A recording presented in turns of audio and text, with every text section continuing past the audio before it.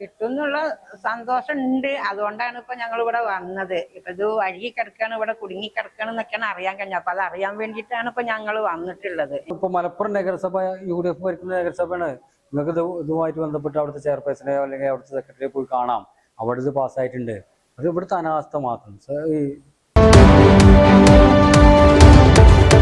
സംസ്ഥാന സർക്കാരിന്റെ സ്ത്രീ സുരക്ഷയുമായി ബന്ധപ്പെട്ട് 1810 പേർക്കാണ് പെരിന്തൽമണ്ണ നഗരസഭയിൽ പെൻഷൻ ലഭിക്കേണ്ടത്. അപ്പോൾ പെൻഷൻ ലഭിക്കുക എന്നത് എല്ലാവരുടെ അവകാശമാണ്, സർക്കാർ പ്രഖ്യാപിച്ചിട്ടുണ്ടെങ്കിൽ. പക്ഷേ ഇവർക്കൊന്നും ലഭിച്ചില്ല, ഈ പറഞ്ഞ ആളുകൾക്കൊന്നും ലഭിച്ചില്ല. അപ്പോൾ ഇവിടെ സാധാരണ ഭരണപക്ഷത്തിൽ നിന്ന് അതിന് നടപടി ഉണ്ടാവണം, അല്ലെങ്കിൽ പ്രതിപക്ഷം ഇതിനെ ഉൾക്കൊണ്ടുകൊണ്ട് എന്തെങ്കിലും പ്രതിഷേധം കാണിക്കണം. ഇതിപ്പോ പ്രതിപക്ഷം ഈ കാര്യം അതിലൊരു ശക്തമായ ഇടപെടൽ നടത്തിയോ എന്നൊക്കെ ചോദിച്ചു കഴിഞ്ഞാൽ അവർ തന്നെ പറയേണ്ടി വരും, നിങ്ങളല്ലേ പ്രതിപക്ഷത്തുള്ള ആളുകൾ, അപ്പൊ ഈ സ്ത്രീ സുരക്ഷാ പെൻഷനുമായി ബന്ധപ്പെട്ട് നിങ്ങളുടെ ഇടപെടലല്ലേ ഇവരൊക്കെ ആഗ്രഹിക്കുന്നുണ്ടാവുക. എന്തുകൊണ്ടാണ് നിങ്ങളുടെ ശക്തമായ ഇടപെടലൊന്നും ഉണ്ടാവാത്തത്? ഞങ്ങൾ കഴിഞ്ഞ 11-ാം തീയതി മുതൽ സംസ്ഥാന സർക്കാർ പെൻഷൻ പാസ്സാക്കിയ അന്ന് മുതൽ ഞങ്ങൾ ഇതുമായിട്ട് ബന്ധപ്പെട്ട് നിരന്തരം സെക്രട്ടറിയും ചെയർപേഴ്സണെയും അതുപോലെ സ്റ്റാൻഡിംഗ് കമ്മിറ്റി ചെയർമാനെയും കണ്ട് കാര്യങ്ങൾ പറയാറുണ്ട്. പക്ഷെ എപ്പോഴും ഇന്ന് ചെയ്യും നാളെ ചെയ്യും എന്ന് പറഞ്ഞാൽ അങ്ങനെ നീട്ടിക്കൊണ്ടേ. ഇപ്പോൾ സെക്രട്ടറി ഇന്ന് ഞങ്ങൾ ഇവരൊക്കെ പെൻഷനുമായിട്ട് ബന്ധപ്പെട്ട് വന്ന ഇതല്ല, ഇതിൽ കൂടുതൽ ആളുകൾ വന്നിരുന്നു. അപ്പോൾ അവരുമായിട്ട് ഓരോ വാർഡ് സഭകളിൽ പോകുമ്പോഴും അവിടെ ചെല്ലുന്ന സമയങ്ങളിൽ മുഴുവൻ ആളുകളും പറയുന്ന ഒറ്റ കാര്യം, പെൻഷൻ പൊട്ടിഘോഷിച്ചു വന്ന പെൻഷൻ എന്തുകൊണ്ട് കൊടുക്കുന്നില്ല. അപ്പോൾ അതിൻ്റെ പ്രയാസം ഇപ്പോൾ മലപ്പുറം നഗരസഭ UDF ഭരിക്കുന്ന നഗരസഭയാണ്. നിങ്ങൾക്ക് ഇതുമായിട്ട് ബന്ധപ്പെട്ട് അവിടുത്തെ ചെയർപേഴ്സണെയോ അല്ലെങ്കിൽ അവിടുത്തെ സെക്രട്ടറിയെ പോയി കാണാം. അവിടെ ഇത് പാസ്സായിട്ടുണ്ട്. അത് ഇവിടുത്തെ അനാസ്ഥ മാത്രം, ഈ മറ്റേ സ്റ്റാഫിൻ്റെ അനാസ്ഥ എന്ന രൂപത്തിൽ ഇത് വരാൻ കുറേ വൈകി. പിന്നെ 17-ാം തീയതിയാണ് സെക്രട്ടറി വന്നത്. അപ്പോൾ സെക്രട്ടറി അത് സൈൻ ചെയ്ത് പോയപ്പോൾ കുറേ ഡിജിറ്റൽ സൈൻ വേണ്ടിയിരുന്നു. അപ്പോൾ അതിൻ്റെ ഒരു ചെറിയ പ്രയാസം കൊണ്ട് മാത്രമാണ് ഇത് നീണ്ടുപോയത് എന്നാണ് പറയുന്നത്. എന്തായാലും ഇപ്പോൾ നമ്മളിപ്പോൾ നിരന്തരം ബന്ധപ്പെട്ടതിൻ്റെ പേരിൽ 1810 ആളുകളുടെയും അപേക്ഷ പരിഗണിച്ചിട്ടുണ്ട് എന്ന് സെക്രട്ടറി പറഞ്ഞു. അത് ഞങ്ങൾ വിശ്വാസത്തിലെടുക്കുന്നു.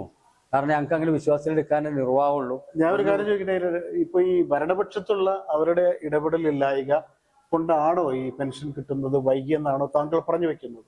അല്ല, അവർക്ക് അവരുടേതായ പ്രശ്നങ്ങൾ തീർക്കാൻ തന്നെ സമയമല്ല. ഇവിടെ കണ്ടാൽ അങ്ങോട്ടും ഇങ്ങോട്ടും പരസ്പരം ഉണ്ടാകാതെ നടക്കുന്ന ആളുകളെ പോലെയാണ് അവരെ നടക്കുന്നത്. പക്ഷെ അതൊക്കെ ഈ സാധാരണക്കാരെ ബാധിക്കണം എന്ന് പറയുന്നത് വളരെ പ്രയാസമുള്ള കാര്യമാണ്.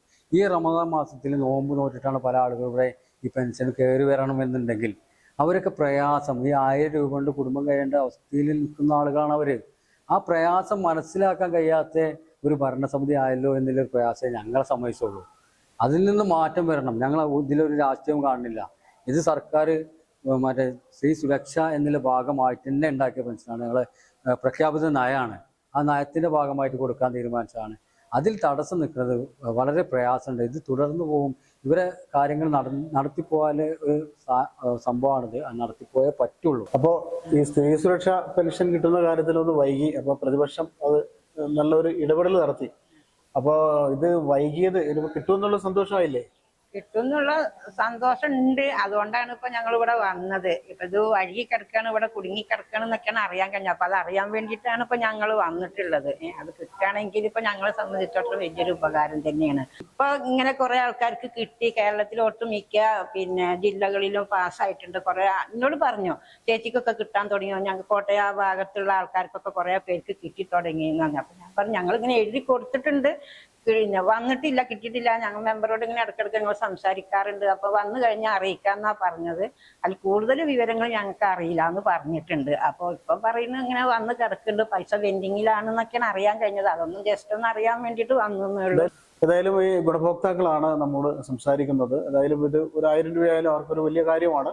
കൗൺസിലർ സക്കീർ, അതായത് ഇപ്പോൾ പെൻഷൻ കിട്ടുന്ന കാര്യത്തിൽ നിങ്ങൾ പ്രതിപക്ഷത്തിന്റെ ഇടപെടലുണ്ടായി. അത് നേരത്തെ നിങ്ങൾ ഇടപെടൽ നടത്തിയിട്ടുണ്ട്. അപ്പോൾ സെക്രട്ടറിയിൽ നിന്ന് അതൊക്കെ പാസ്സായിട്ടുണ്ടെന്നുള്ളൊരു അറിയിപ്പ് കിട്ടിയിട്ടുണ്ടല്ലോ. പിന്നെ ഇപ്പോൾ ഇത് ഈ ഗുണഭോക്താക്കൾ ഇവിടെ വന്നിട്ടുണ്ട്. അതിന് നീണ്ടുപോകുമോ?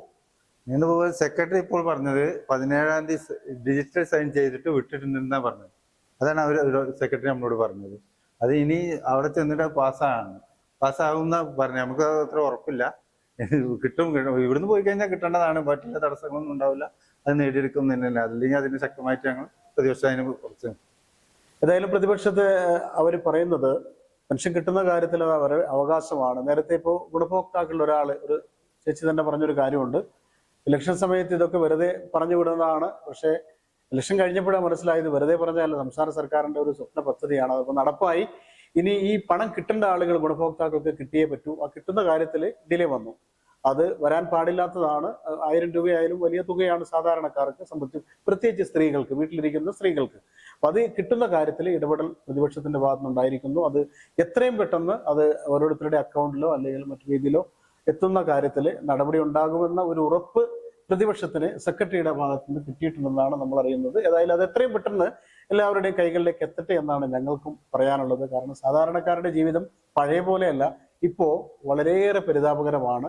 ഞാൻ നേരത്തെ പറഞ്ഞ പോലെ 1000 രൂപ കൊണ്ടോ 500 രൂപ കൊണ്ടോ ഒക്കെ കടയിൽ പോയാൽ ഒന്നും കിട്ടാത്തൊരവസ്ഥയിലാണ്. അപ്പൊ 1000 രൂപ ഇങ്ങനെ വെറുതെ കിട്ടുക, സാമൂഹ്യ സുരക്ഷാ പെൻഷൻ, അതായത് സ്ത്രീ സുരക്ഷാ പെൻഷൻ കിട്ടുക എന്ന് പറഞ്ഞാൽ വലിയ കാര്യമാണ്. എത്രയും പെട്ടെന്ന് അത് നടപടി ഉണ്ടാവട്ടെ എന്നാണ് ഞങ്ങൾക്കും പറയാനുള്ളത്. ക്യാമറമാൻ ഷാഹിദ് കക്കൂത്തിനൊപ്പം Jabbar Venad, channel 10, Perinthalmanna. Al Salama eye hospital സേവനത്തിന്റെ 20ാം വർഷത്തിലേക്ക്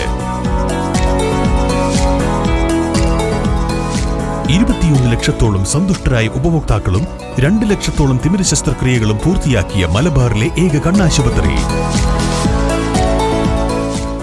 ലോകോത്തര നിലവാരമുള്ള ചികിത്സാ സംവിധാനങ്ങൾ, തിമിര ശസ്ത്രക്രിയ, ഗ്ലൂക്കോമ, റെറ്റിന വിഭാഗം, കോർണിയ, ലേസർ ചികിത്സാ വിഭാഗം, contact lens clinic, optical, pharmacy, lab തുടങ്ങി നൂതന സാങ്കേതിക വിദ്യ ഒരുക്കിയുള്ള എല്ലാ നേത്രരോഗ ചികിത്സാ സൗകര്യങ്ങളും വിദഗ്ധരായ ഡോക്ടർമാരുടെ മേൽനോട്ടത്തിൽ.